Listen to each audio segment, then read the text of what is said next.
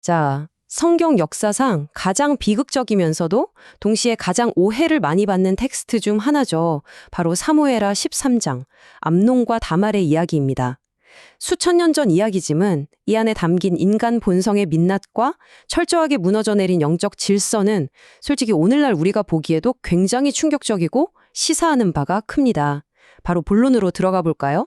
흔히들 이 사건을 보면서 그냥 좀 비뚤어진 로맨스 아니야? 라거나 그 당시 문화에서는 그럴 수도 있었던 일 아닐까? 하고 가볍게 넘겨짚는 분들이 꽤 있습니다. 끔찍한 과거의 폭력을 현대적인 잣대로 약간 로맨틱하게 포장해버리는 거죠. 하지만 자료를 깊이 파고들면 파고들수록 아시겠지만 이건 절대, 결단코 단순한 연애 사건이 아니었습니다. 오늘 우리가 짚어볼 5가지 핵심 포인트입니다. 첫 번째, 용납될 수 없는 범죄. 두 번째, 율법에 의한 엄격한 금지. 세 번째, 다말의 지연 전략. 네 번째, 사랑이 아닌 정욕. 그리고 마지막 5번째, 무너진 다윗의 가문입니다. 자, 하나씩 빠르게 살펴볼게요. 먼저 첫 번째 섹션, 청교도적 관점에서 본 용납될 수 없는 범죄입니다. 여기서 우리가 반드시 짚고 넘어가야 할 핵심이 있어요. 이 사건을 입에 올릴 때 연애라는 단어를 쓰는 것 자체가 엄청난 착각이라는 겁니다. 당시 개혁주의적, 청교도적 시각으로 보면 이건 단순한 일탈 수준이 아니에요. 다윗 왕 가문의 거룩한 영적 질서를 말 그대로 산산조각낸 아주 가증스러운 범죄였습니다. 이스라엘의 신앙이라는 맥락 안에서는 어떤 핑계로도 타협이 불가능한 절대 용납될 수 없는 악행이었던 거죠. 두 번째 섹션, 율법에 의한 엄격한 금지에 대해 증거를 한번 살펴볼까요? 자, 이 레위기 말씀을 보시면 아주 명확해집니다. 이게 결정적인 증거거든요. 암논과 다말, 비록 어머니는 달랐지만 결국 같은 아버지를 둔 친남매잖아요. 그러니까 이 둘의 결합은 성경이 명백하게 금지하고 있는 근친상간이었습니다. 하나님 앞에서 그야말로 극히 가증한 일로 쐐기를 박아놓은 거죠. 한마디로 율법이 원천적으로 철저하게 차단해버린 범죄 행위였다는 겁니다. 이걸 당시 주변국들 상황이랑 비교해보면 차이가 확연히 드러납니다. 애굽이나 가나안 같은 이방 나라들 보세요. 거긴 왕실의 권력을 지키려고 근친 결혼을 일종의 관습처럼 써먹었단 말이죠. 하지만 하나님은 이스라엘에게 철저한 분리를 요구하셨습니다. 세상의 그런 타락한 풍습과는 선을 긋고 구별된 거룩함을 유지하라는 거였어요. 우린 왕실이니까 이 정도는 괜찮아. 이런 면죄부 이스라엘엔 절대 통하지 않았습니다. 이어서 세 번째 섹션, 사건 당시 다말의 대화를 분석해보는 다말의 지연 전략입니다. 사실 이 다말의 호소를 읽고 오해하시는 분들이 진짜 많아요. 다윗왕한테 말하면 허락해줄 거라고 하네? 그럼 그 당시엔 이북남매끼리 화법적으로 결혼할 수 있었던 거 아니야? 이렇게 추측해버리는 거죠. 근데 잠깐만요. 당시 문맥과 이 여인이 처한 끔찍한 상황을 제대로 들여다보면 진실은 훨씬 더 어둡고 참혹합니다. 다말이 지금 법적으로 진짜 결혼이 가능해서 저런 말을 한 게 아니에요. 이건 철저한 지연 전략이었습니다. 당장 자신을 덮쳐오는 그 짐승 같은 암논의 광기를 단 1분 1초라도 늦춰보려고 발버둥 치는 거잖아요.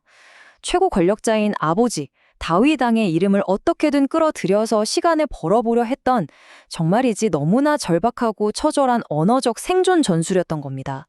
합법적인 결혼이 불가능했다는 증거, 다말의 다른 대사에서 바로 확인되죠. 다말은 애초부터 하나님의 법에 근거해서 방어막을 치고 있어요.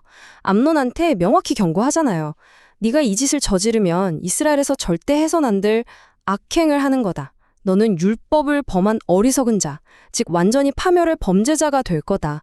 라고 아주 날카롭게 정곡을 찔렀던 겁니다. 네 번째 섹션입니다. 사랑이 아닌 정욕, 그 심리적 동기를 좀 들여다볼게요. 이 구절 읽어보시면 진짜 소름 돋지 않나요? 타락한 인간의 육체적 욕망이 얼마나 텅텅 비어있는 공허한 것인지를 너무나 적나라하게 폭로하고 있습니다. 암논 본인은 그걸 사랑이라고 굳게 착각했겠지만 막상 그 육체적 갈망이 채워진 바로 그 순간 그 잘난 사람이 어떻게 됐죠? 순식간에 가장 깊고 끔찍한 혐오와 증오로 돌변해버렸습니다. 하나님의 질서를 벗어난 맹목적인 정욕이 결국 얼마나 허무하고 폭력적인 끝을 맞이하는지 완벽하게 보여주는 대목이죠. 암논의 머릿속엔 다말의 인격이나 존엄성 같은 건 애초에 없었어요. 그냥 완전히 지워버린 겁니다.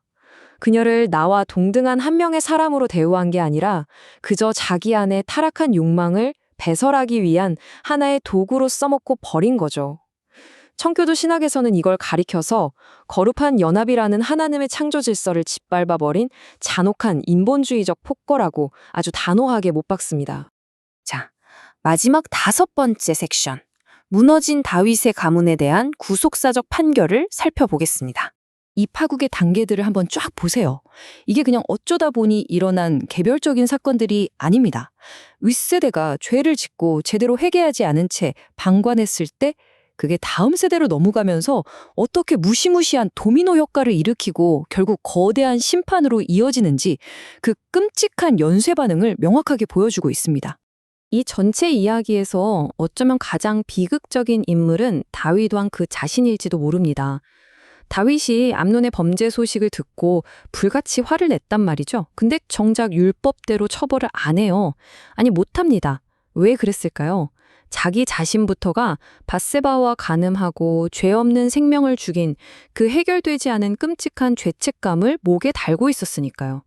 결국 이 도덕적 마비 상태에 빠진 다윗은 아버지로서도 국가의 최고 재판관으로서도 완전히 실패해버렸습니다. 그리고 그의 이 무기력한 방관은 고스란히 압살롬이 피해 복수극을 벌이고 반역의 탈을 뽑아드는 치명적인 명분이 되고 말았죠. 오늘 이 해설을 통해 우리가 반드시 가슴 깊이 새겨야 할 궁극적인 교훈은 정말이지 너무나 엄중한 경고입니다. 아주 잠깐의 쾌락을 위해서 하나님의 질서를 우습게 여겼을 때 그 끝은 그냥 적당한 후회가 아니라 자신과 공동체의 완전한 파멸이라는 겁니다. 특히 가정에서 자녀를 공의와 말씀으로 길러내야 할 부모의 영적인 리더십, 이거 절대 가벼운 거 아닙니다. 과장 좀 보태는 게 아니라 진짜로 삶과 죽음을 가르는 엄청난 책임이라는 사실을 똑똑히 기억해야 합니다. 다윗 가문이 이렇게 처참하게 몰락해가는 과정을 쭉 지켜보셨는데요. 마지막으로 여러분 스스로에게 이 질문을 한번 던져보셨으면 좋겠습니다. 오늘 내가 무심코 눈 감아버린 도덕적인 타협이나 방관이 훗날 내 가정과 우리 공동체에 어떤 무서운 나비 효과를 가져올까요? 여러분의 영적 질서는 지금 안녕하신가요? 오늘 준비한 내용은 여기까지입니다. 함께 해주셔서 감사합니다.